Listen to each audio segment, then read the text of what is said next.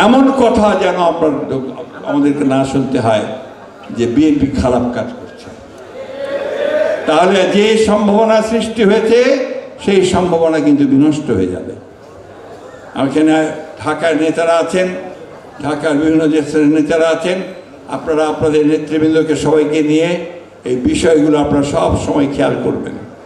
আর মনে রাখবেন, আপনাদের উপর নির্ভর করছে ভবিষ্যৎ বাংলাদেশ, আপনাদের উপর নির্ভর করছে ভবিষ্যৎ গণতান্ত্রিক বাংলাদেশ, আপনাদের উপর নির্ভর করছে ভবিষ্যতের বৈষম্য বিরোধী বাংলাদেশ। যারা 100 গাড়ি নিয়ে ইলেকশন ক্যাম্পেইন করতে যায় তারা কি করবে সেটা আমরা ভালো বুঝি।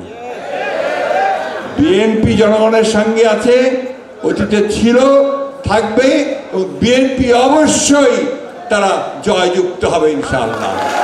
এই ঈদে জামা জুতো অ্যাকসেসরিজের ডিসকাউন্ট। আমাদের নেতা তারেক রহমান বারবার করে নির্দেশ দিয়েছেন যে আপনারা সঠিকভাবে সুন্দরভাবে জনগণ যেন ভালোবাসে আপনাদেরকে, সেই কাজগুলো করতে থাকুন।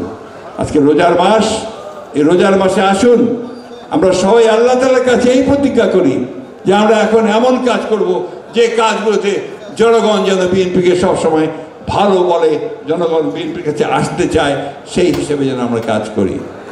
আমি সব শেষে আবার 1971 সালে যারা শহীদ হয়েছেন তাদের প্রতি শ্রদ্ধা জানাচ্ছি আমাদের নেতা শহীদ প্রেসিডেন্ট জিয়াউর রহমানের, যিনি আমাদের স্বাধীনতার ঘোষণা দিয়ে আমাদেরকে নতুন জাতীয় উপহার দিয়েছেন। শ্রদ্ধা জানাচ্ছি আমাদের সেই নেত্রী দেশনেত্রী বেগম খালেদা জিয়াকে, যিনি গণতন্ত্রের জন্য আজীবন সংগ্রাম করেছেন, এখনও করেছিলেন তাকে। আর সম্মান জানাচ্ছি সেই নেতাকে যিনি আমাদেরকে নতুন পথ দেখাচ্ছেন, নতুন আলো দেখাচ্ছেন, নতুন সূর্য দেখাচ্ছেন। ইনশাআল্লাহ জয় আমাদের হবেই হবে।